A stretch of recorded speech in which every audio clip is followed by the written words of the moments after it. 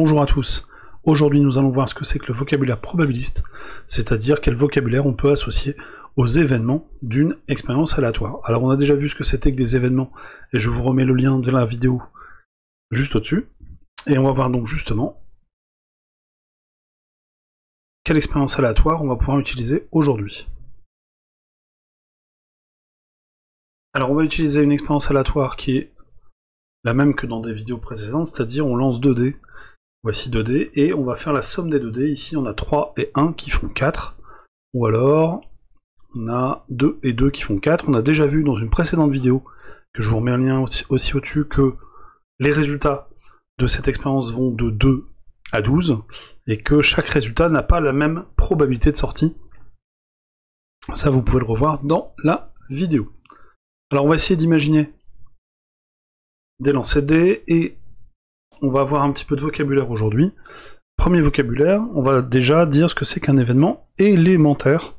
C'est un événement qui est réalisé que par une seule issue. Donc nous ici on a les... Donc on va tout d'abord voir ce que c'est qu'un événement élémentaire. Un événement élémentaire est un événement réalisé par une seule issue. Alors dans notre jeu par exemple ça peut être l'événement, on va le noter A. Ça peut être obtenir un multiple de 7. Eh bien les multiples de 7 dans notre jeu, on n'a qu'une seule issue possible, c'est l'issue qui est l'issue 7. Alors c'est des événements qui sont pas forcément très intéressants au niveau mathématique. Un événement élémentaire c'est comme une issue. Voilà. Un événement certain, c'est un événement qui est réalisé par toutes les issues. Sa probabilité est égale à 1. Si je prends par exemple l'événement, on va l'appeler B, obtenir un nombre inférieur à 20, et bien avec notre jeu, avec nos 2 dés, on est certain d'obtenir un nombre plus petit que 20. Parce que je vous rappelle que comme on lance les 2 dés, eh bien on aura 3 plus 2 ici qui fait 5, 2 plus 2 qui fait 4, et le maximum qu'on puisse avoir c'est 6 plus 6 qui fait 12. Donc on aura forcément un événement certain quand on dit obtenir un nombre inférieur à 20. En même chose, mathématiquement, ce n'est pas un événement très intéressant. Un événement impossible. On va voir les événements impossibles. Un événement impossible est un événement qui ne peut pas se réaliser. Ah. Donc un événement qui ne peut pas se réaliser, ça va être par exemple, c'est obtenir un multiple de 15. Ça, ce n'est pas possible. On dit que sa probabilité de l'événement C est égale à 0. On n'a aucune chance que ça se réalise. Par contre, un événement certain au-dessus, la probabilité d'un événement certain, c'est 1. C'est-à-dire 100%.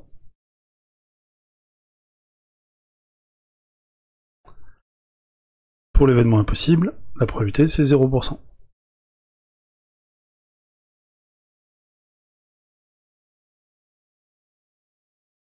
Prochain adjectif. Par exemple, 2 événements incompatibles. Qu'est-ce que ça veut dire des événements incompatibles? Ce sont 2 événements qui ne peuvent pas se déclencher en même temps. Alors je vais vous proposer 2 événements incompatibles. Par exemple ici, obtenir un nombre premier.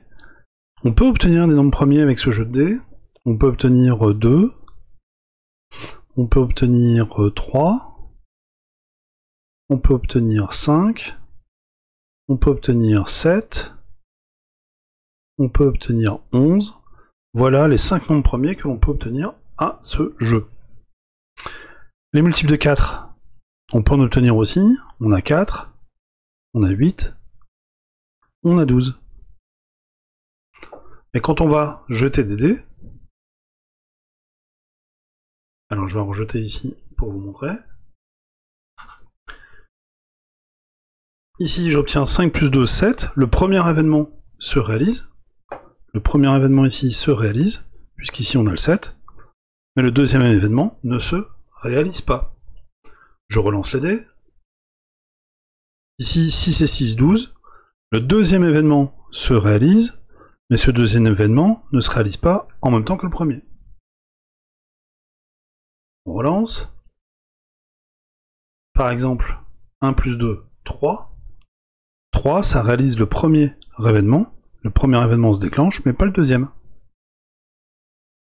On continue. 5 plus 2, 7. Là, c'est le premier événement qui se déclenche. 4 plus 3, 7. Là, c'est le premier événement qui se déclenche. 6 plus 3, 9. Là, c'est un peu spécial. Il n'y a aucun des deux événements qui se déclenche.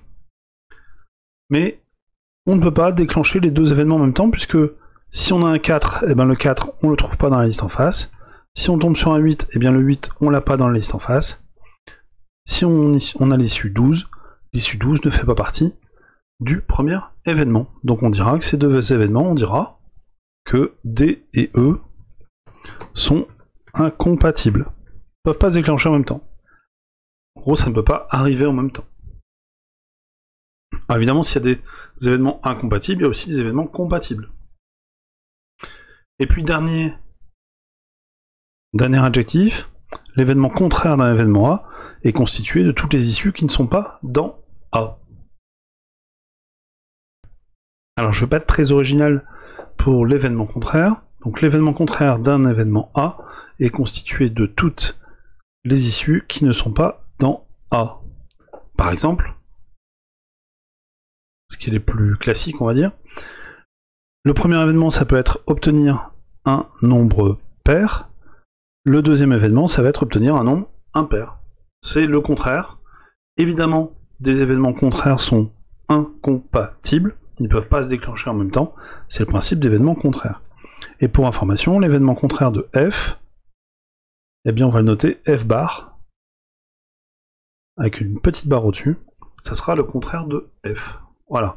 Et des événements contraires, on va le préciser, sont des événements incompatibles.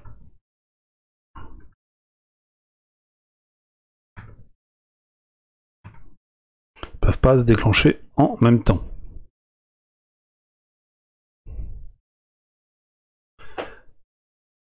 Voilà, c'était une courte vidéo pour vous montrer un petit peu le vocabulaire des différents événements. N'hésitez pas à vous abonner à ma chaîne YouTube, il y a le logo qui apparaît maintenant. J'espère que cette vidéo vous aura plu. À bientôt.